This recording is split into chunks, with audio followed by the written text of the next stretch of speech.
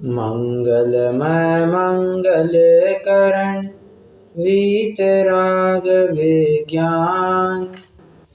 नमो ताहि जात भय अरहंतादि महान। करि मंगल करि हो महा ग्रंथ करन को काज। जात मिलै समाज सब पावै निज पद राज। मिथ्या भाव अभाव तै जो प्रगटै निज भाव। सो जयवंत रहो सदा यही मोक्ष उपाय। नवीन बंध विचार, ये प्रकरण हमें प्रारंभ करना है। नवीन बंध विचार इस हेडिंग से ही हमें समझ में आता है कि पहले जो प्रकरण चल पड़ा वो अनादि बंध विचार चल पड़ा, जिसमें हमने ये समझने की कोशिश की कि अनादि की चीज़ों में तो तुम तर्क लगा ही नहीं सकते। क्यों? उस अनादि में तुम जाओगे कहाँ तक? और तुम कहीं ना कहीं कारण कार्यपना लगाने की कोशिश करोगे तो तुम किसी न किसी एक पर्टिकुलर पॉइंट पर पहुंचोगे, स्टार्टिंग पॉइंट पर पहुंचोगे। और अनादि में कोई स्टार्टिंग पॉइंट थोड़ी ना हुआ करता है। इसलिए ये जो शंकाकार का तर्क था कि कोई ना कोई कारण होना चाहिए, तो कोई कारण नहीं बाबा, वो अनादि से ऐसे ही चलते आ रहा है। ठीक है, तो ये बात कल हमने समझी थी। अब हमें और अणाई संबंधों, हमने तत्वार सूत्र का भी एक आधार देखा था, गोमठ सार कर्मकांड का भी एक आधार देख लिया था। ऐसे दो आधार देख करके हमने तय किया था कि जीव और इस शरीर का, जीव और इस कर्मों का अनादि से संबंध पाया जाता है। ठीक है, अब सामने वाले का फिर प्रश्न है, ठीक है माना अनादि से दुखी है दुखी है दुखी है, परंतु ये और दुखी क्यों हो रहा है ना? ठीक है, पूर्व में अनादि से वो कर्म बांधते आ रहा है, परंतु ये और दुखी क्यों हो रहा है? पूर्व में बांधे हुए कर्मों से दुखी हो रहा है। तो टोडरमल जी कहते हैं, सुन, यहाँ पर जो नवीन बंध हो रहा है वो किसी न किसी भाव की वजह से हो रहा है। और कौन से भाव की वजह से हो रहा है या किस कर्म की वजह से हो रहा है, करेंगे, इसकी चर्चा करेंगे। परंतु एक बात समझ लो, नवीन बंध हुए बिना यह जीव और दुख को प्राप्त नहीं होगा। देखिए ना, जहाज में एक छेद है, जहाज के तल में एक छेद है, तो पानी अंदर आ रहा है। आप कितना भी पानी बाहर डालो, वो पानी फिर से अंदर आएगा, बराबर। अब कोई सोचेगा हम कब से, लगभग 1 दिन हो गया, 2 दिन हो गया, हम पानी बाहर डाल ही रहे, और पानी अंदर कैसे आ रहा है, और पानी कैसे अंदर आ रहा है? तो क्या समझाया जाएगा उसको? भैया तुम्हारे जहाज में एक छेद नहीं और बहुत सारे छेद आते जा रहे हैं। तुमने एक छेद भले ही बंद कर दिया होगा और बहुत सारे छेद आ रहे हैं, उसमें से पानी अंदर आ रहा है। बस यही बात है, नवीन कर्म बंद हो रहा है, उसकी वजह से ये जीव और दुख को प्राप्त हो रहा है। अब ये नवीन बंध होता कैसे है, इसकी बात करते हैं। सबसे पहले तो बात समझिए, 2 प्रकार के कर्म हैं, घाती कर्म और अघाती कर्म, जिसमें से घाती कर्मों का सीधा सीधा संबंध जीव के परिणामों से होता है, जीव के संयोगी भावों से होता है, जबकि अघातिया कर्मों का सीधा संबंध जीव के आजू बाजू में पाए जाने वाले संयोगों से होता है। क्या कहा? 2 बातें। अघाती कर्मों का सीधा इफेक्ट, सीधा प्रभाव आपको संयोगों पर दिखाई देगा, और घातिया कर्मों का सीधा प्रभाव संयोगी भावों पर पाया जाएगा।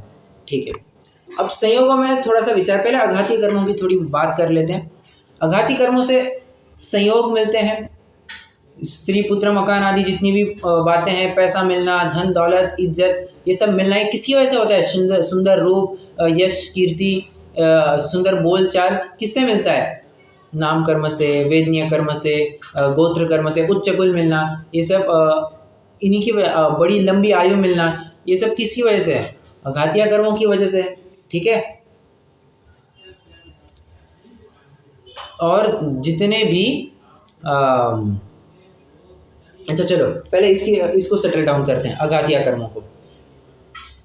अब देखिए ना, क्या अपन एक एक की थोड़े एनालिसिस करते हैं। क्या अघातिया कर्मों में उच्च गोत्र, नीच गोत्र, ये चलो उच्च गोत्र नीच गोत्र की थोड़े बाजू में रखते हैं।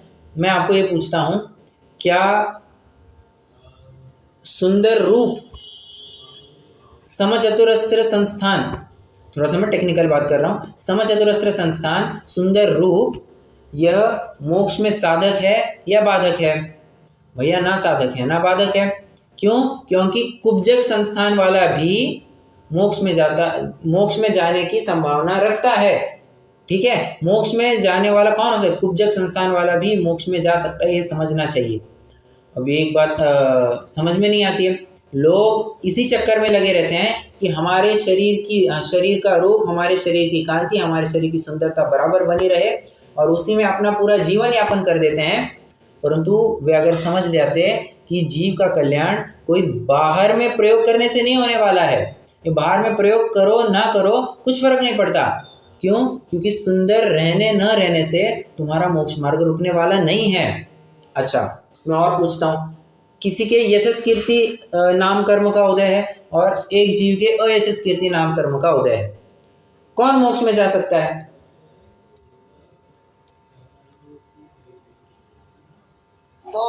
दोनों भी जा सकते हैं। अब अंजन चोर है आपके सामने, ठीक है, अब अंजन चोर है, प्रश्न है मेरा, उसकी यश कीर्ति नाम कर्म का उदय है और यशस कीर्ति नाम कर्म का उदय है? अभी 2 मिनट के लिए भूल जाइए कि वो जीव विपाकी प्रकृति, आप थोड़ा सा बाहरी परिस्थितियों को ही ध्यान में रखते हुए थोड़ा उत्तर दीजिए।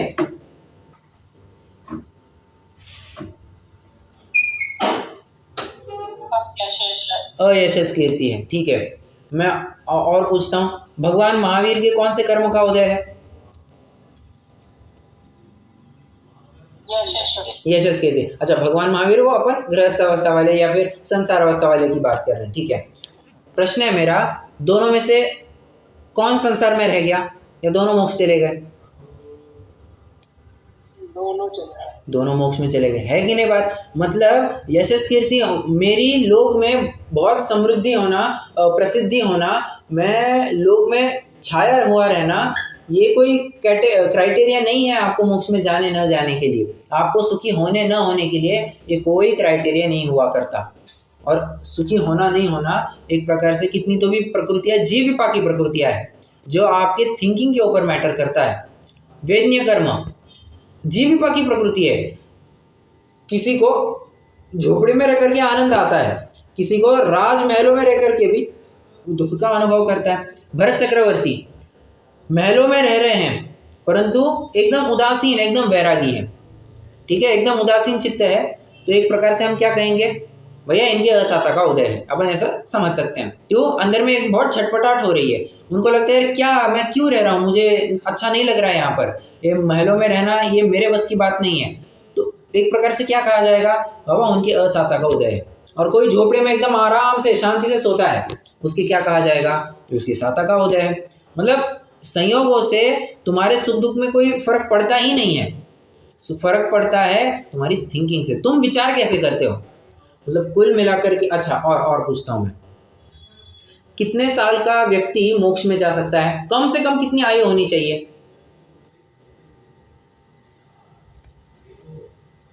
8 साल होनी चाहिए। वो अंतर्मुहूर्त वगैरह 2 मिनट के लिए छोड़ते हैं अपन, 8 साल मोटा मोटी पकड़ के चलते हैं। और मैक्सिमम कितनी हो सकती है आयु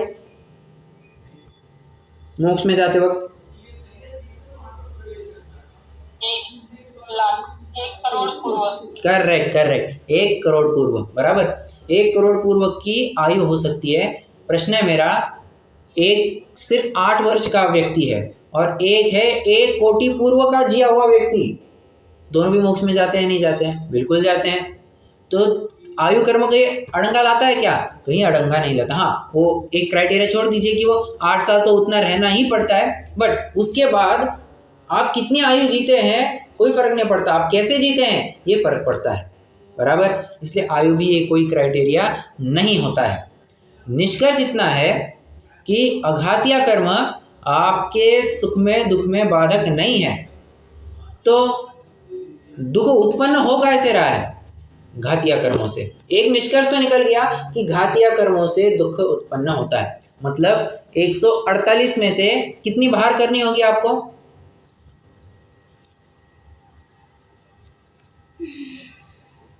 148 में से कितनी बाहर हो गई? बाहर हो गई, करेक्ट, 101 कर्म प्रकृतियां बाहर हो गई। बचती कितनी है? 47 घातिया कर्मों की। अब कहते हैं इन 47 में से तुमको एनालिसिस करना है, इसमें से कोई कल्प्रिट है। अब देखो 148 में से हमको ढूंढना है कि कौन है वो अपराधी, कौन है वो जिम्मेदार, जिसको कौन है वो व्यक्ति जिसको जिम्मेदार ठहराया जा सकता है। तो 101 तो हट गए, अब बचते हैं 47 में भी समझिए अंतराय तो है सर्वघाती, एक्सट्रीमली सॉरी देशघाती। अंतराय तो पूर्णतया देशघाती है। भले आदमी देशघाती तुम्हारा घात थोड़ी ना करेंगे, देशघाती इतना क्या घात करेंगे, घात करते हैं परंतु पूर्ण रूप से थोड़ी ना घात करेंगे, उसको भी बाजू में कर दो। अब बचते हैं ज्ञानावरण, दर्शनावरण और मोहनीय। ज्ञानावरण दर्शनावरण की एक साथ जरा बात करते हैं। शिवभूति मुनिराज है, कितना ज्ञान था उनको? तुष्मास भिन्नम भी ढंग से याद नहीं कर पा रहे थे। नमोकार मंत्र तो दूर, तुष्मास भिन्नम ये इतने से 4 शब्द भी याद नहीं कर पा रहे थे। तुष्मास भिन्नम, सॉरी 3 ही हो गए, ये इतना भी याद नहीं कर पा रहे थे। मोक्ष में गए या नहीं गए? मोक्ष में गए या नहीं गए?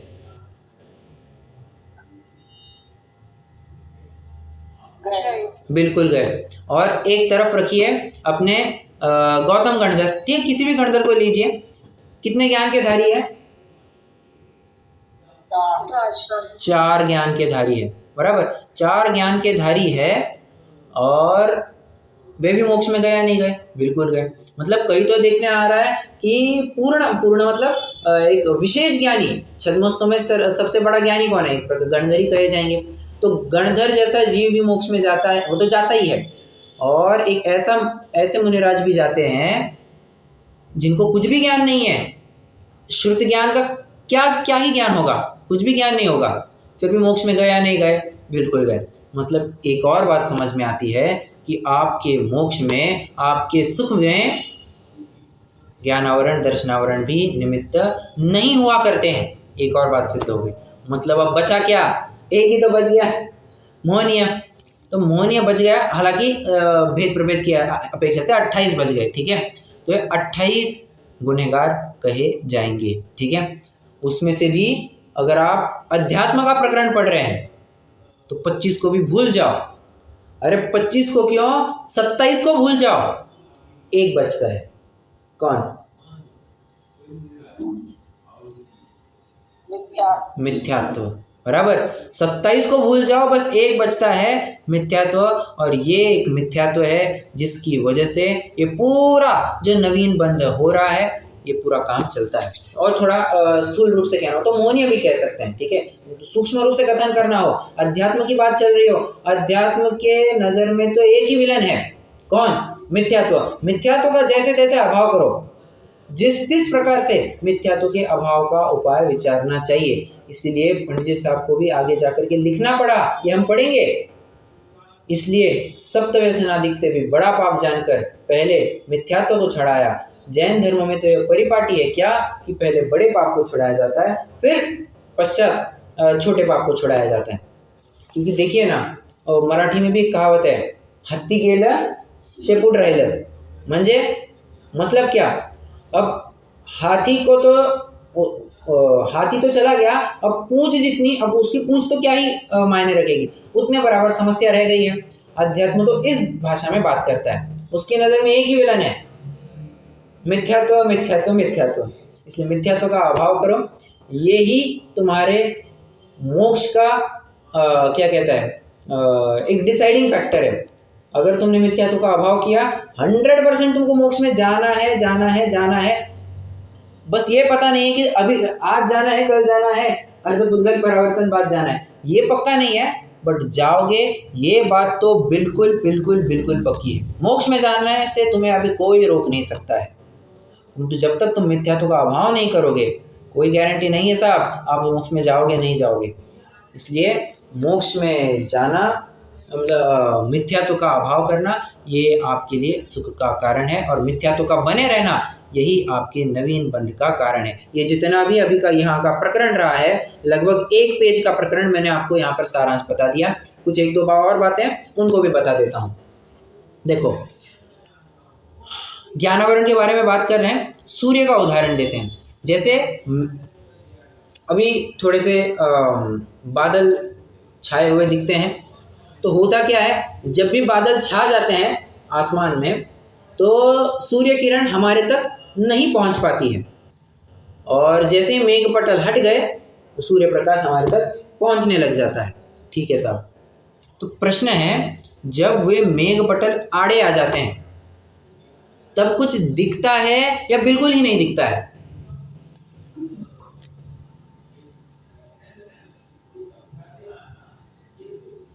थोड़ा थोड़ा तो दिखता है। 1 मिनट, मैं फिर से प्रश्न पूछता हूँ, दिखता है या नहीं दिखता है? पूरा नहीं दिखता।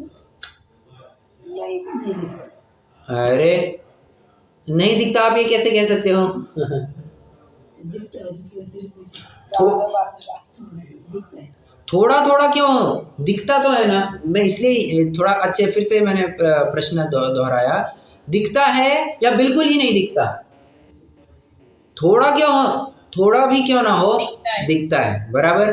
बस ये किसी वजह से है, ये सूर्य भरे ही आपको दिख नहीं रहा है, परंतु ये उसी का प्रभाव है कि उन मेघ पटलों को भी उसका प्रकाश पार करके वो आपको प्रकाशमान करता रहता है। बस एक ज्ञान की भी ऐसी बात है, या ज्ञान दर्शन की भी ऐसी बात है, कितने भी घने बादल क्यों ना छा जाए, किसके? ज्ञानावरण के, दर्शनावरण के कितने भी घने बादल क्यों ना छा जाए, थोड़ा सा अंश तो विद्यमान रहेगा ही रहेगा, और वो उसका स्वाभाविक परिणमन रहेगा, वो उसका स्वभाव का अंश रहेगा। समझना, उसके स्वभाव का अंश रहेगा। क्यों? अगर वो भी हट जाए तो क्या होगा बताना?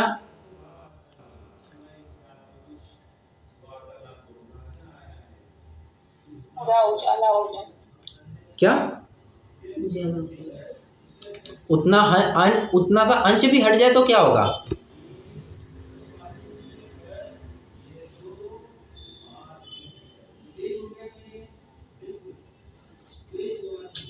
अरे मेरा प्रश्न समझ में आ रहा है क्या? मैं कह रहा हूं, ये ज्ञानावरण का कितना भी आवरण क्यों ना आ जाए, थोड़ा सा ज्ञान का उदय तो रहता ही रहता है। अगर उतना भी अंश ना हो तो क्या होगा? वही तो पूछ रहा हूँ मैं। परफेक्ट, सभी ने एक मुख से उत्तर दिया, भैया जीव जड़ हो जाएगा। और क्या ऐसा 3 काल में संभव है? क्या? नहीं, सोता कौन है? चलिए, तो इंटरप्रिटेशन नहीं कर पाए क्वेश्चन। अच्छा, वैसा चलो कोई बात नहीं, होता है। मैं तो ये कह रहा हूँ कि उतना अंश तो पाया ही जाएगा, और 3 काल में ऐसा संभव नहीं हो सकता कि उतना अंश भी हट जाए और जीव जड़ रूप हो जाए, क्योंकि एक द्रव्य दूसरे द्रव्य रूप कभी नहीं हो सकता, कभी भी नहीं हो सकता। वो अपने स्वभाव को बरकरार रखता है, मैंडेटरी रखता है। ठीक है, अगर होने लग जाए ना एक द्रव्य दूसरे द्रव्य रूप परिणमित, तो पूरी विश्व व्यवस्था ही, पूरा विश्व ही नाश को प्राप्त हो जाएगा, जबकि ये कभी भी संभव नहीं है। ये अनादि से चलते आ रहा है और अनंत तक चलते रहेगा। ठीक है, ये हो गया अपना नवीन बंध विचार के संबंध में जो भूमिका के रूप में पंडित साहब ने बात लिखी थी, उसकी चर्चा की है। अब मैं आपसे एक प्रश्न पूछना चाहता हूँ, बंध के कितने हेतु बताए हैं और कौन कौन से?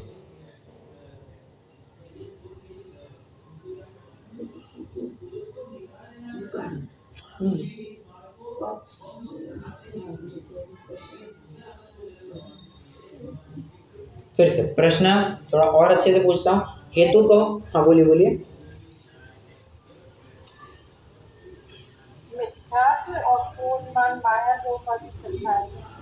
मिथ्यात्व और कषाय, आपके ये उत्तर है। हाँ, आप आधे ही उत्तर दे पाए हैं। वो चार है, पांच होगा ना चाहिए। हाँ, करेक्ट करेक्ट। अब उत्तर आ रहे हैं सबके, बट ये बात भी जरूरी है, हाँ, किसी न किसी ने शुरुआत करना जरूरी है, तब फिर वो कभी कभी दिमाग की बत्ती जलती है। चलो, तो अब हेतु कहो कारण कहो एक ही बात है, हेतु कहो कारण कहो एक ही बात है, तो समानार्थी शब्द है। तो मिथ्यात्व, अविरति, प्रमाद, कषाय, योगा, बंध हेतवः। मैंने तो हेतु ये शब्द कहाँ से उठाया, ये तत्वार्थ सूत्र के 8वें अध्याय का पहला ही सूत्र है। हेतवः, हेतु कह करके ये बात कह दी। ये वैसे स्पीड बराबर है या बुलेट ट्रेन की हिसाब से चल रही है? स्पीड कंफर्टेबल है सबके लिए? सही है, सही है। ठीक है।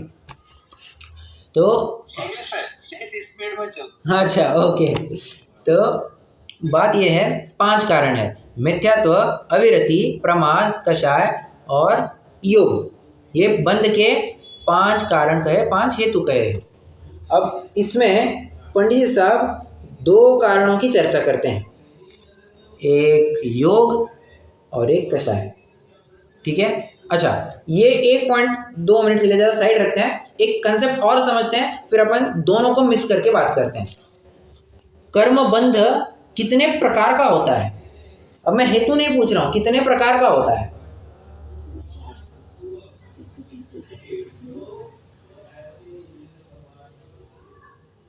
ये प्रकृति बराबर जा रहे हैं। और दो प्रकृति, प्रदेश, अनुभाग, 4 प्रकार का हो ना।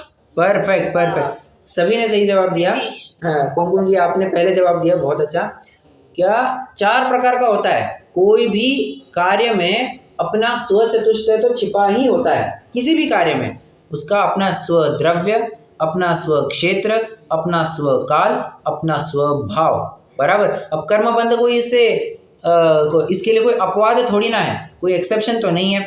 अब कर्मबंध कहा तो वो भी 4 प्रकार से समझना चाहिए। कर्मबंध का अपना द्रव्य, भैया कौन सा कर्म है, ज्ञानावरण है, दर्शनावरण है, कौन सा है?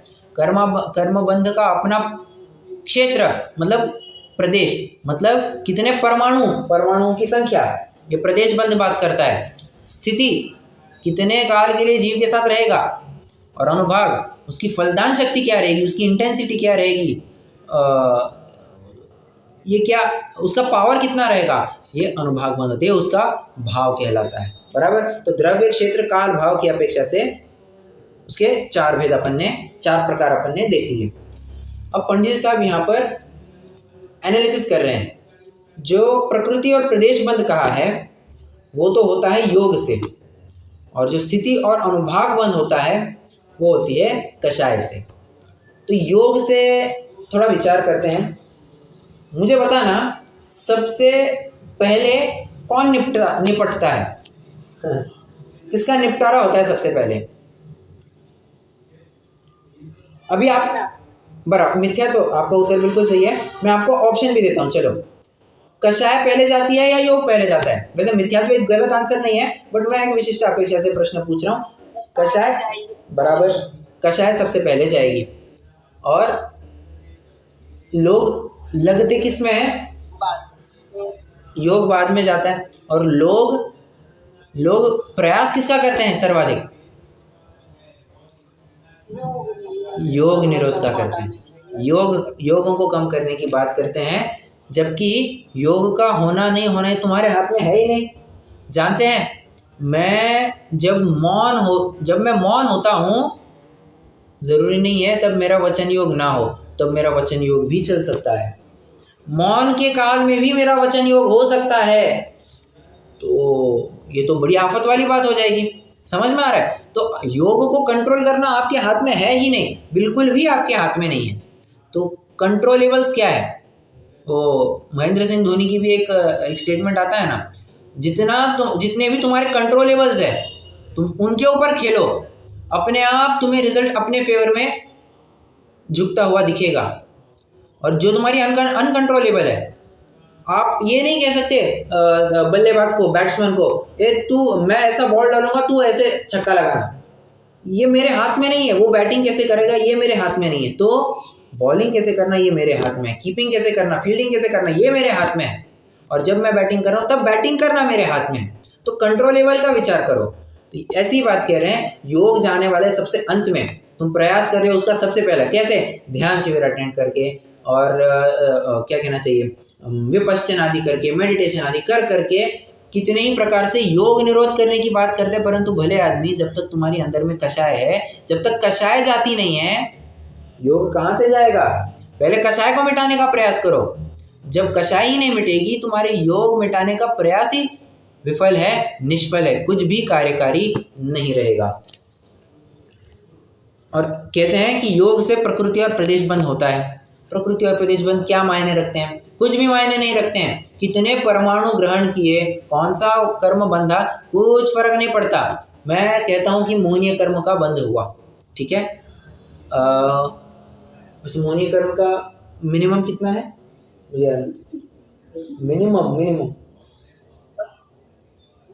मिनिमम बंध कितना है, अब मुझे याद नहीं है।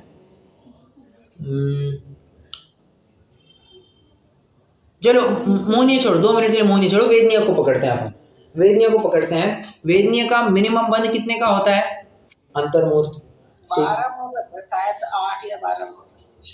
मोहनीय का नहीं, वेदनीय का मेरे ख्याल से 1 अंतर्मुहूर्त है, चेक करते हैं। जो कुछ भी है, चलो जो कुछ भी है। अच्छा, ये मैक्सिमम तो नहीं हो सकता ना, 8 और 12 कम में ही होगा। हाँ, कम में ही होगा। मैक्सिमम तो कोड़ा कोड़ी में जाने वाला है, उसकी तो बात ही नहीं है, ठीक, कोड़ा कोड़ी सागर में जाने वाले। तो मिनिमम अंतर्मुहूर्त में कुछ खेलने वाला है। तो हम मान के चलते हैं, बहुत हो गया, तो अपन 1 दिन का पकड़ करके चलते हैं, ठीक है। 1 दिन का कुछ बंद हो गया, तो 1 दिन का बंद हो गया तो अच्छा, हालांकि वो तो काल हो गया, परंतु प्रदेश विचार करते हैं। कितने परमाणु ग्रहण किए, भले आदमी कितने परमाणु ग्रहण किए, इससे क्या फर्क पड़ता है, वो कितनी फलदान शक्ति है। देखो एक और उदाहरण देता हूँ, एकदम अच्छे से समझ में आ जाएगा। हमने सब्जी में कितनी मिर्ची डाली है, इससे कुछ फर्क नहीं पड़ता। आपने कैसी मिर्ची डाली है, ये फर्क पड़ता है। एकदम तीखी लाल क्या कहते हैं, एकदम मसालेदार मिर्च आपने एक ही डाली, आदमी हाय हो सकता है। आदमी हाय हो सकता है, वहीं पे नाचने लग सकता है। और कोई मिर्चियाँ तो ऐसी होती है कि आप उसमें 10, 20, 50 डाल दो, कुछ फर्क नहीं पड़ता, रत्ती पाई फर्क नहीं पड़ता, उसमें तिखास नाम की चीज़ ही नहीं होती है। मतलब ये क्या है, संख्या कुछ मैटर नहीं करती है, आपकी क्वालिटी मैटर करती है साहब। 1 मिर्च डालो, कहाँ सब्जी तीखी होनी मांगती है या नहीं। वो कुछ बैडगी मिर्ची होती है ना, जानते होंगे आप सभी, बैडगी मिर्ची तीखी थोड़ी ना होती है, थोड़ी बहुत तीखी है वो, बट वो यूज़ किसके लिए की जाती है, वो कलर के लिए यूज़ की जाती है। भैया सब्जी में थोड़ा सा रंग आ जाएगा, ताकि देखने वालों के लिए भी थोड़ा सा ट्रीट टू देयर आइज, जिनको टेस्ट से ज़्यादा रंग से भी मतलब होता है, तो उनके लिए भी थोड़ा सा एक कुछ ऐसा प्रकार बना दिया है। खैर, तो बात यह है कि मिर्ची से कितनी मिर्चियाँ डालते हो उससे कुछ फ़र्क नहीं पड़ता, तुम कैसी मिर्ची डालते हो उससे फ़र्क पड़ता है। बात यहीं पर चल रही है, बात ये भी यहीं पर भी, यहाँ भी यही बात चल रही है क्या, कि तुम किस प्रकार कौन सा कर्म का बंद कर रहे हो, इससे कोई मायने नहीं रखते, इससे कोई फर्क नहीं पड़ता। तुम उसका किस तरह से वो बांध रहे हो, बराबर है, वो कितने काल के लिए, कितने अनुभाग से वो फल देगा, ये मायने रखता है। एक और उदाहरण देता हूँ, एकदम झट से बात गले उतर जाएगी। किसी को बुखार इतना तेज होता है, एक दिन वो हिल सकता नहीं, बेड पर पड़ा है, सो पड़ा ही है, उठ नहीं सकता, ना खाने की सुधे, ना पीने की सुधे, कुछ नहीं। और अगले मतलब 1-1.5 दिन तक ऐसा ही बना रहा, 1.5-2 दिन के बाद एकदम रिकवर हो गया, और एकदम ऐसा रिकवर हो गया कि बस अब नॉर्मल रूटीन में आने लग गया, वो अपने काम वगैरह सब करने लग गया।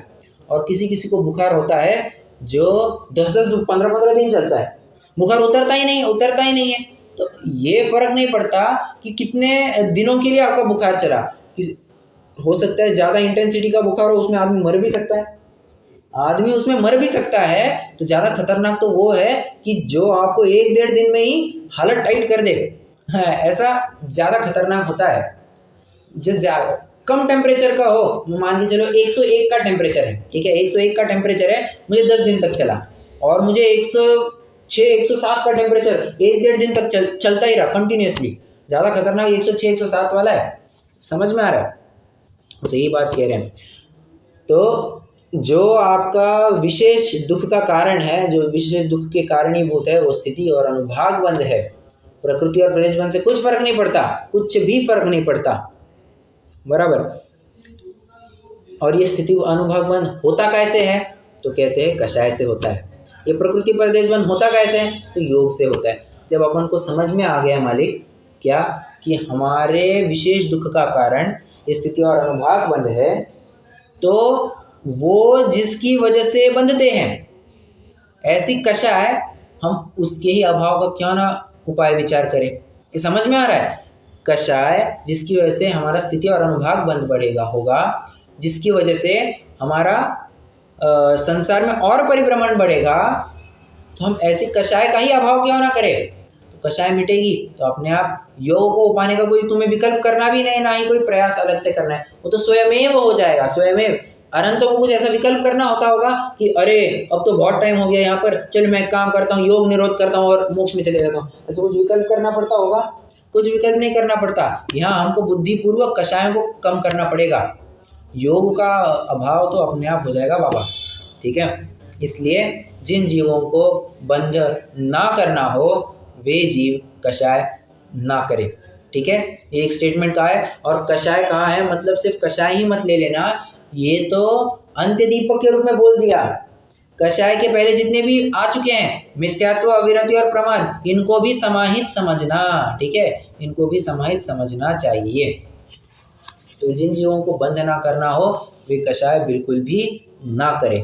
ये हो गया हमारा योग से होने वाला प्रकृति प्रदेश बंध और कषाय से स्थिति अनुभाग बंध का प्रकरण। हाँ ठीक है।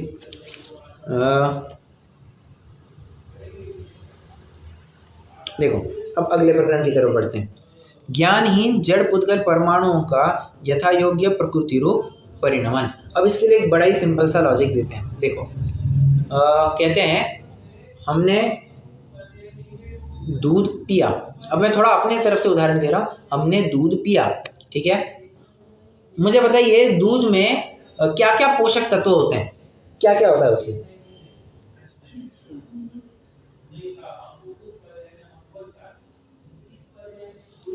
अच्छा चलो मैं आपको पूछता हूँ, आप हाँ या ना बस ये बताते, हाँ या ना बस ये बताते जाइए। हाँ तो मैं आपको पूछता हूँ क्या दूध में कैल्शियम है? हाँ या ना बस जवाब देते जाइए।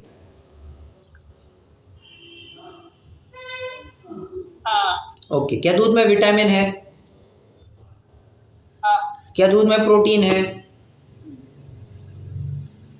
प्रोटीन का बराबर। और मिनरल्स है उसमें, फैट्स है उसमें, सब है, ठीक है। अब मुझे बताइए जब भी हमने दूध पिया, ठीक है, तो क्या सिर्फ दूध लेते हैं? नहीं नहीं नहीं नहीं, दूध के साथ साथ वो फैट्स, मिनरल्स, विटामिन, कैल्शियम, ये सब इंटेक कर चुके हैं। और क्या इंटेक करने के बाद एज इट इज बाहर निकल जाता है? नहीं नहीं नहीं, वो जो जितना कैल्शियम था ना उतना कैल्शियम, जितना कैल्शियम है उतना कैल्शियम मिल जाता है, जितना जितना प्रोटीन था उसमें उतना उतना प्रोटीन मिलते जाता है। अरे किसी की तबीयत नहीं है क्या ठीक? हाँ भैया जी थोड़ी खांसी है। अच्छा ठीक है चलो। ये क्या था कह रहा था मैं, हाँ कैल्शियम बराबर, जितना कैल्शियम का कंटेंट है उसमें उतना कैल्शियम मिलेगा, जितना विटामिन है उतना विटामिन मिलेगा, जितना मिनरल्स है उतना मिनरल्स मिलेगा। प्रश्न है मेरा, ये आपको ऐसा बाइफरकेट करने में, ऐसा इतना कैल्शियम मिलेगा, इतना प्रोटीन मिलेगा, इसके लिए आपको कुछ करना पड़ता है कि अपनी तरफ से? नहीं। तो इतना प्रोटीन विटामिन के लिए क्या करना पड़ेगा? सिर्फ दूध पियो, काम हो जाएगा, बराबर। बस यही बात कह रहे हैं। तो सामने वाले का ये प्रश्न है कि कर्म तो जड़ है। उसको तो थोड़ी ना समझ में आएगा कि ये मैंने मोहनीय कर्म के दर्शन मोहनीय प्रकृति के मिथ्यात्व भेद का 70 कोड़ा कोड़ी सागर का बंद किया है, इतनी इतनी तीव्रता से बंद किया है, ये उसको कैसे समझ में आता होगा? भैया तुमने जैसे ही जीव ने जैसे आश्रव किए, कर्मों का आना हुआ, तो जीव ने यहाँ पर जैसे भाव किए थे ना, बस वो तुरंत पकड़ लेता है कि जीव ने ऐसे ऐसे भाव किए थे, ऐसे ऐसे भावों का ऐसा ऐसा कर्म का बंध होना होता है। इसमें तुमको कुछ बुद्धि नहीं लगानी है, तुमको कुछ भी दिमाग नहीं लगाना है, ठीक है? ये अपने आप स्वयं चलित व्यवस्था है। अगर इसको भी तुम करने लग जाओ तो भैया मैं तो कहूँगा कर्म बांधो ही मत। अगर ये भी काम मेरे ही हाथ में आ जाए, मैं तो कहूँगा कर्म आते क्यों, निकल जाओ यहाँ से और सबके सब मोक्ष में पाए जाएंगे। तो ऐसी बात तो है नहीं, और ना ही इसको करने वाला कोई ईश्वर कोई करता है। कोई ईश्वर नहीं है इसका कर्ता, तो तुम स्वयं उसके कर्ता हो। क्या वो अपने आप, वो स्वयं चलित व्यवस्था है, वो अपनी अपनी व्यवस्था चलती रहती है, तुमको अलग से कुछ नहीं करना है। उनमें बढ़ाने घटाने का एकमात्र कारण यही है कि तुम अपने परिणामों को ऊंचा करते हो या कम करते हो। अगर परिणामों को ऊंचा करते हो तो कर्म नहीं बंधेंगे या कम बंधेंगे, या परिणामों को खराब करते हो तो कर्म ज़्यादा बंधेंगे, ऐसा है। और विकारी परिणाम करते ही नहीं हो, शुद्ध परिणाम करते हो तो कर्मों का एक प्रकार से अभाव ही चालू हो जाएगा, ऐसा है ना। तो ज्ञानहीन जड़ पुद्गल कर्मों में तुमको कुछ नहीं करना है, वे अपने आप स्वयं अपने आप से बंधते रहते हैं, ठीक है। हाँ, अब दो छोटे छोटे प्रकरण ऐसे हैं तो अच्छा चलो।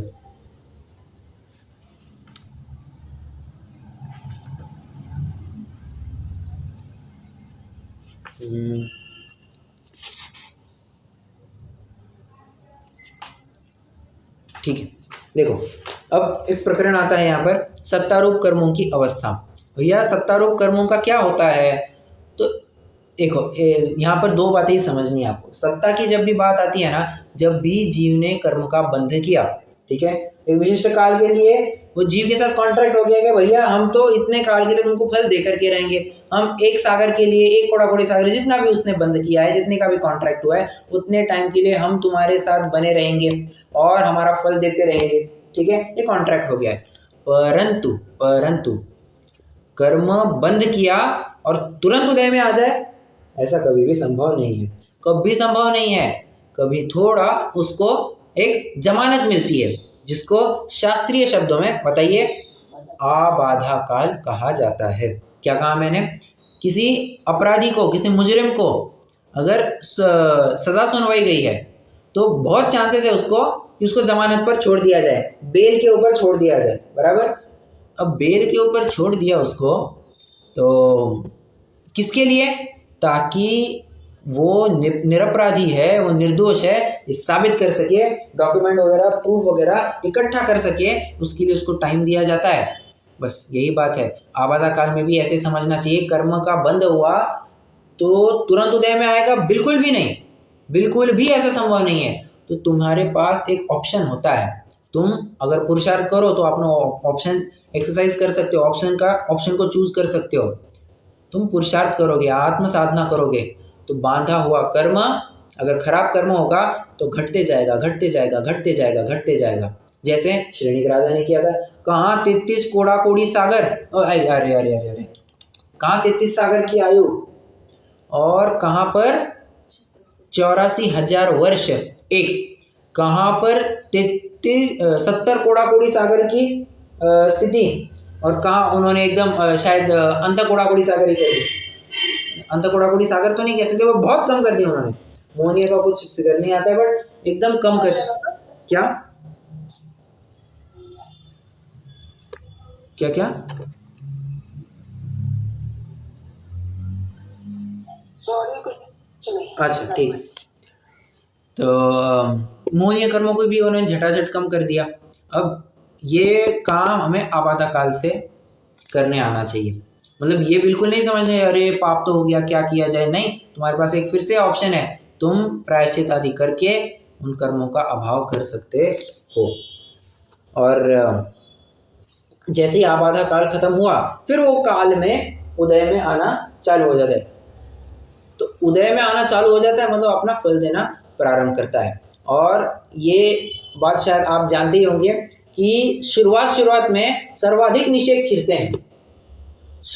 जो कर्मों के उदय का काल होता है, जो शुरुआती काल में सर्वाधिक निषेक खिलते हैं और फिर घटते क्रम में वे खिलते जाते हैं, घटते क्रम में खिलते जाते हैं। मान के चलो उसने 1000 परमाणु बांधे थे तो हो सकता है पहले शुरुआत के काल में इकट्ठा 500 परमाणु खिल जाए, फिर उसके बाद 100 परमाणु खिल जाए, उसके बाद 50, उसके बाद 20, ऐसा करके थोड़ा थोड़ा कम करते करते करते फिर वो खिलने लग जाता है। ठीक है, तो ये हो गया सत्तारूप कर्मों की अवस्था। और सत्तारूप कर्मों की अवस्था में हो सकता है तुम उदीर्णा भी कर दो। ये उदीर्णा का क्या कंसेप्ट है बाबा? हाँ, कर्मों का जो नियत काल था, उदयावली के बाहर जो कर्म परमाणु थे, जो कर्म के निषेध थे, कर्म प्रकृतियां थी, वे उदयावली में एंटर हो जाते हैं, ओवरटेक करके उदयावली में आकर के खिर जाते हैं, उसे उदीर्णा कहते हैं। एक प्रकार से तीव्र उदय को ही उदीर्णा कहते हैं। हालांकि ये कर्मों की उदय रूप अवस्था में भी आ जाएगा, परंतु कोई दिक्कत नहीं, सत्तारूप कर्मों की अवस्था में भी समझ सकते। क्यों? उतना काल तो उसने ओवरटेक कर दिया ना, उतना काल तो उसने ओवरटेक कर दिया, तो उतने काल के लिए जीव के साथ कहाँ बना रहा। तो सत्तारूप कर्मों के साथ भी हम समझ सकते हैं।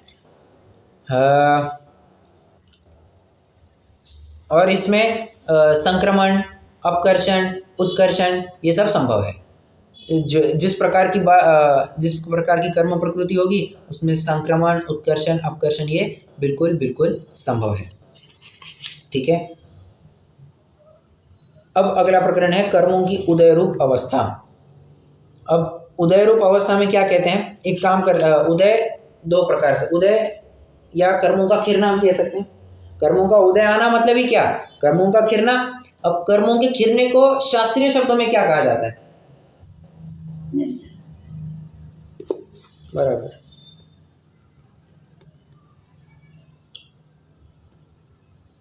कोई बता पाएगा? कर्मों के खिरने को एक शास्त्रीय शब्द है, सभी जन बहुत परिचित है उस शब्द से। बहुत बढ़िया, बहुत, सिर्फ निर्जरा।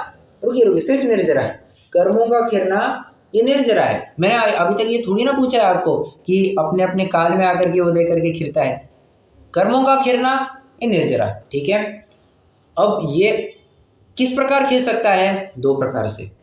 एक तो अपना नियत काल आ गया, उदय में आ गया, खिर करके चला गया, इसको कहते हैं सविपाक निर्जरा। ठीक है, अपना काल पाकर के उदय में आ गया और खिर गया, सविपाक निर्जरा। ये तो आबाल गोपाल सबको सदाकाल पाई जाता है, सबके सदाकाल होता है। और एक होती है अविपाक निर्जरा। अविपाक निर्जरा मतलब क्या भैया? उदय में आने वाला था 100 साल बाद, मैंने क्या किया? अभी पुरुषार्थ कर दिया, खटाक से उसको उड़ा दिया, खत्म कर दिया उसको। तो हालांकि ये हो गया अविपाक निर्जरा। उदय में आने से पहले ही मैंने उसको निपटा दिया, तो इसे कहते हैं अविपाक निर्जरा। और अविपाक निर्जरा ये सिर्फ ज्ञानियों की हुआ करती है, सविपाक निर्जरा तो सभी के होती है। पहली सबके होए नहीं कुछ सरे काम तेरा, दूज करे जो उद्यम करके मिटत जगत फेरा। कहाँ की पंक्ति है ये? मंगतराय जी की 12 भावना है ना, उसमें आपको ये पंक्ति मिलेगी। ठीक है, पहली सबके होए, ये पहली मतलब कौन सी? सविपाक निर्जरा तो सबके पाई जाती है। अविपाक निर्जरा किन्हीं विरलों की, ज्ञानी जीवों की हुआ करती है। तो अगर अविपाक निर्जरा चाहते हो, कर्म को उदय में आने से पहले ही खिरा देना चाहते हो। हाँ जी, ये आप जो बोल रहे हैं ना काम निर्जरा, इसको बोलेंगे। अच्छा देखो, बात ऐसी है, आप अगर कर्मों के खिरने रूप क्रिया को कर्मों के अपेक्षा से विचार करते हैं तो आपको सविपाक और अविपाक इन दो शब्दों का प्रयोग करना पड़ेगा। अगर आप उन्हीं कर्मों के खिरने को जीव के पुरुषार्थ की तरफ से बात करते हैं तो आपको सकाम और अकाम ऐसा कहना पड़ेगा। ठीक है, जीव ने विशेष विशेष पुरुषार्थ करके कर्मों को खिपाया, तो यहाँ पर हम क्या कहेंगे, ये सकाम निर्जरा हो गई। और पुद्गल कर्मों की अपेक्षा क्या कहेंगे, भैया काल में आने से पहले खत्म हो गया, अविपाक निर्जरा। यहाँ का स वहाँ का अ, ये मोटा मोटी आप समझ सकते हैं, सिर्फ समझने के लिए। हाँ, मतलब एक याद रखने की अपेक्षा से, या कहिए क्या कहिए, और एक स्थूल रूप से आपको प्रकरण गले उतरे, इसके लिए एक ऐसा क्या कहना चाहिए, एक ट्रिक बताई जाती है। यहाँ का स वहाँ का अ, ऐसा करके आप याद रख सकते हैं। यहाँ की सकाम निर्जरा, वहाँ की अविपाक निर्जरा, यहाँ की अकाम निर्जरा, वहाँ की सविपाक निर्जरा। ठीक है, चलिए। इसमें पुरुषार्थ और कर्म की अपेक्षा, दोनों अपेक्षा हो गई ना, जीव अपेक्षा और कर्म अपेक्षा। बराबर, दोनों अपेक्षाएं बात हो गई यहाँ पर। ठीक है, तो इसके साथ ही पंडित जी ने बंध की भी बात की, सत्ता की भी बात की और उदय की भी बात की। इसके बाद का जो प्रकरण है, हालांकि इन्होंने नोट जरूर लिखा है, इस सब का विशेष आगे कर्म अधिकार में लिखेंगे, वहाँ से जानना। परंतु आगे क्या हुआ आप सभी जानते ही है, वो तो ग्रंथ को बीच में छोड़ देना पड़ा। तो मतलब इससे भी एक बात ख्याल में आती है कि पंडित जी बहुत बड़ा ग्रंथ लिखना चाहते थे। आज भी एक ऐसा उल्लेख मिलता है कि पंडित जी का मोक्ष मार्ग प्रकाशक ये 20,000 श्लोक प्रमाण है। वर्तमान का कितना है, ये जो हमारे सामने हम आप सभी के सामने जो ग्रंथ है ना, ये 12,000 श्लोक प्रमाण उपलब्ध है। परंतु एक दाखला मिलता है कि जहाँ पर कहा जाता है कि 20,000 श्लोक प्रमाण पंडित जी का ग्रंथ था, और कहते हैं इससे भी बड़ा होने वाला था, बहुत बड़ा होने वाला था। मतलब अगर ग्रंथ पूरा होता तो आपको एक ग्रंथ ही काफ़ी हो जाता, आपको अन्य ग्रंथ टटोलने की ज़रूरत ही नहीं पड़ती, बिल्कुल ज़रूरत नहीं पड़ती। एक ही ग्रंथ में वन स्टॉप शॉपिंग की तरह सारा काम हो जाता। परंतु खैर, अभी वर्तमान में भी जितना है वो भी कुछ कम नहीं है, इसमें भी आपका 90 to 95% पूरा कवर हो जाता है। 90 to 95% जिनागम इसमें कवर हो जाता है, और साथ साथ अन्य मतियों का भी अभ्यास करें, लो और क्या चाहिए। तो एक ग्रंथ इसके लिए काफ़ी है, इस ग्रंथ को अच्छे से हमें समझना ही चाहिए। ठीक है, और इसके बाद का जो प्रकरण है, द्रव्य कर्म व भाव कर्म का स्वरूप व प्रवृत्ति, नौ कर्म का स्वरूप व प्रवृत्ति, और नित्य निगोद, इतर निगोद, ये तो बहुत सिंपल टॉपिक्स है, इसमें ऐसा कुछ समझाने वाली बात है नहीं। ये मैं चाहूँगा कि आप अपने एंड पर ही रीड कीजिए। ठीक है, होमवर्क के रूप में आप इसको ले सकते हैं। और फिर कल से अपन ज्ञानावरण दर्शन, तो प्रत्येक एक प्रकृति के बारे में पंडित जी का क्या मंतव्य है, ये किस प्रकार से जीव दुखी हो रहा है, इन जीव की क्या क्या अवस्थाएं पाई जाती है, उसका निदान क्या है, किस प्रकार के उपाय करता है, और वे उपाय झूठे क्यों हैं, इन 4 बातों के ऊपर हम कल से प्रारंभ करेंगे। एक एक प्रकृति को हम ध्यान में रखते हुए चर्चा करेंगे। ठीक है, लगभग कितना बचता है, थोड़ा सा प्रकरण तो है बड़ा, देखते हैं कैसे होगा, 2 दिन में और कंप्लीट कर सकते हैं। चलिए, कोई प्रश्न हो तो पूछ सकते हैं, नहीं तो अपन जिनवाणी स्तुति करेंगे।